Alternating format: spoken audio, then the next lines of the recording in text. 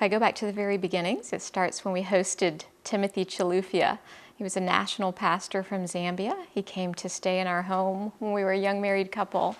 And it was just a great experience. You know, they asked us at church, who would like to host a missionary? And we raised our hands. Oh, we will, we will. We didn't have any kids, and we knew we were going to spend a week, just getting to hear about his ministry. So we were excited.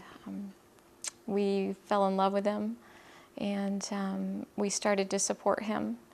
He was with Ambassadors for Christ at the time, so we started a relationship, and we didn't know what God had in store, but it was exciting. So we corresponded with him, sent packages back and forth, got to know his wife and his kids, and it wasn't too long into the relationship, a couple of years, that we heard he was sick, and he ended up passing away from tuberculosis.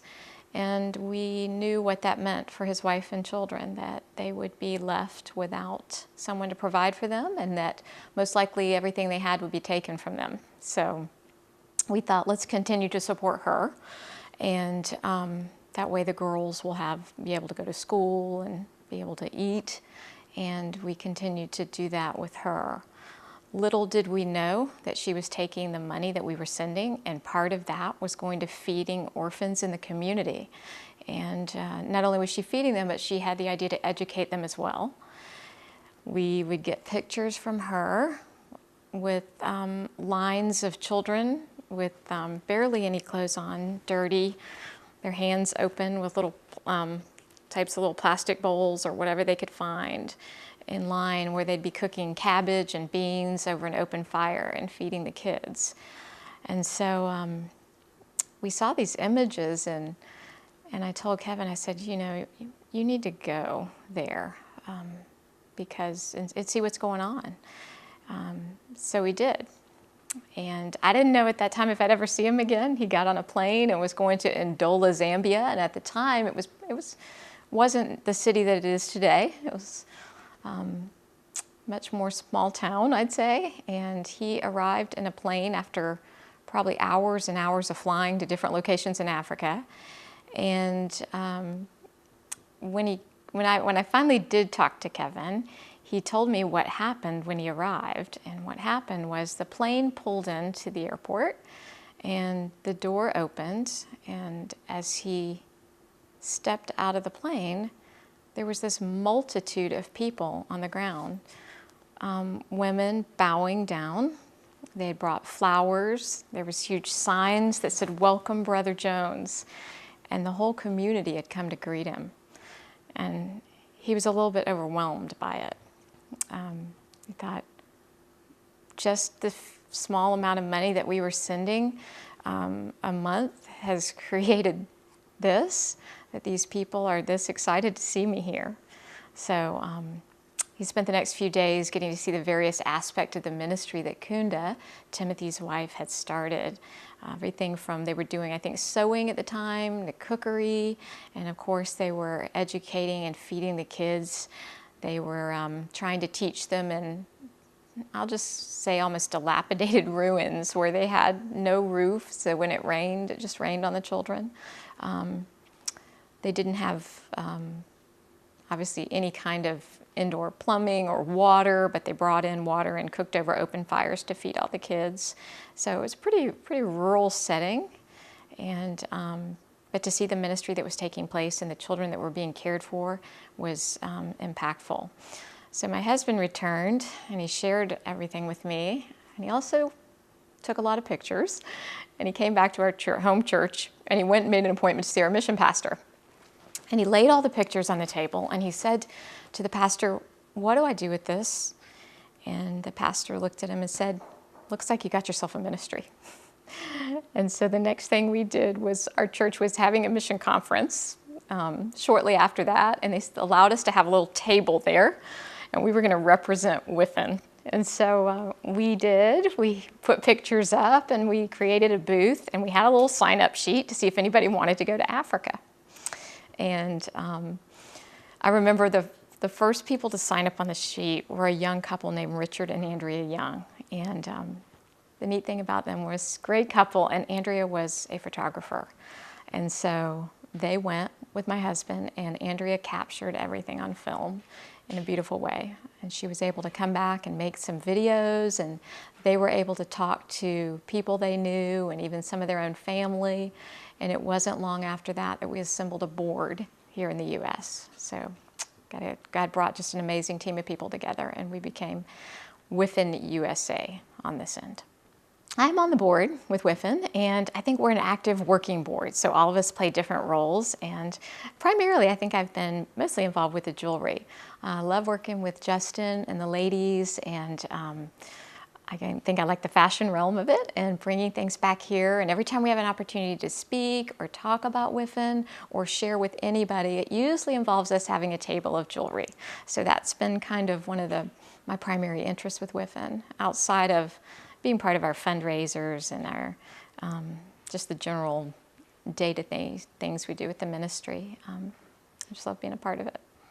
Once again, I'd say the heartbeat is James 1:27, is taking care of orphans and widows in their distress. And clearly, we have seen that there has been a lot of distress in Ndola, Zambia, with the HIV pandemic that's there, the poverty that's there. And our heart is just to provide hope to these people, bring the gospel to them, and allow them to have, productive lives and grow in their walk with Christ while bringing them hope. I think one of the great things about Wiphan is that the strong emphasis on the gospel. The children hear the gospel. We partner with CBSI, and that's Community Bible Study International, that provides curriculum to us. So all our kids get Bible curriculum. So they are hearing about Jesus every day. And Aaron is our youth pastor at the school, and Aaron does such a phenomenal job teaching our kids about Jesus and who he is. Our ladies in hospitality, Gertrude does a great job with them also. She incorporates Jesus into everything she does. The praise and worship there, if you've had the opportunity to be part of it, is amazing. Clearly a spirit-filled group of women, and we're just seeing God do amazing things. Jewelry program, the ladies are hearing the gospel. Justin is praying with them. He's sharing with them. Our data entry as well. I think they have just a strong spiritual emphasis and prayer life together. So I really see not only people at Wiphan being educated and learning skills, but also growing in their walk with the Lord. Yeah. God brings us the most amazing people to get involved in the ministry, and we are so grateful for every single one of them. Even from just directing people to our website and being able to get involved through following the links, to verbally the conversations that we get in with people when we share, the people that we take on our mission trips that have been, God has just touched their hearts to where when they come back, they share about Wiphan in amazing ways, and we just see all sorts of people wanting to get on board. When can I go on a trip? What can I do? How can I be part of the ministry? It's an amazing thing to watch, to see who God brings to us. So there's lots of ways to be involved. Obviously, we need folks to pray for our ministry. We love to take folks to Africa and show them what God is doing. Not only does it bless the folks there, but it will encourage the people on our team's hearts as well. I think it just strengthens your faith to see what God is doing around the world. There's lots of facets to be involved in, and if anybody wants to be involved with Wiphan, any of us are happy to talk to them. The ministry, my husband was very involved with the ministry at first, and he had made several trips over, and I had never been. I was home taking care of our small children and didn't have the opportunity to leave and go to Africa. I'll never forget my first trip when I went. I think I had to wear sunglasses most of the time because my eyes were so filled with tears. I hadn't ever been to an area like that. I hadn't seen compounds or poverty. And I think most of all, I hadn't seen what God was doing there through Wiphan. And it was so impactful. The first time the orphans came out and I got to see them, they were almost surreal. I remember getting down on my hands and knees and touching each one of them. Personally, I wanted to just touch them and make sure I was really seeing this. it just really impacted me. And I think from that moment on, I realized the value of what Kevin was involved in. I realized that God had put this ministry on his heart, that he had a mission to do for him, and I need to be supportive of it. And that the ministry was so of the Lord, his hand was so all over it, that you just couldn't help but be involved in what he was doing. You know, what's so neat is we are really like a family. We have Wiphan USA and we have Wiphan Zambia, but the interaction between the two is amazing. We love these folks. They are amazing folks. I can sit there and see the faces of our staff there, how much they pour into the ministry, how God has uniquely gifted them and how they use their gifts. And then I get to watch this side, USA, and see the folks God has brought to us here and their giftedness. And it is a beautiful thing how we all work together to accomplish God's purposes. And yeah, I can't think of a better group of folks to be part of. So what I think is exciting is that how, you know, this is God's ministry. This is what God is doing, you know, not what we're doing. But every time we go to Africa or,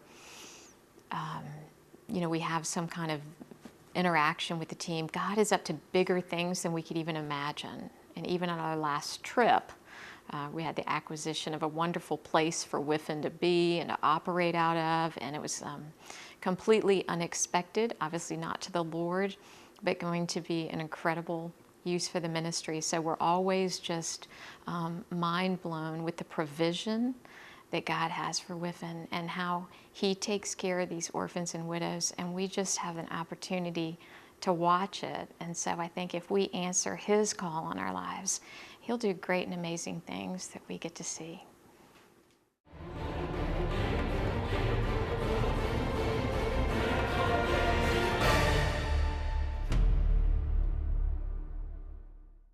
Hi, I'm Pastor Chuck Reish. I'm the executive producer at Horizon Media Studios. It's a 501c3 media ministry, and what we're doing is helping other ministries tell their story. Homeless shelters and children's homes, Bible colleges, seminaries, mission-sending agencies. With your help, we can continue to help tell their story, to inspire the world, to shine their light, and let God get the glory for the work that's being done in advancing the kingdom of Jesus Christ. Thanks again for praying for us.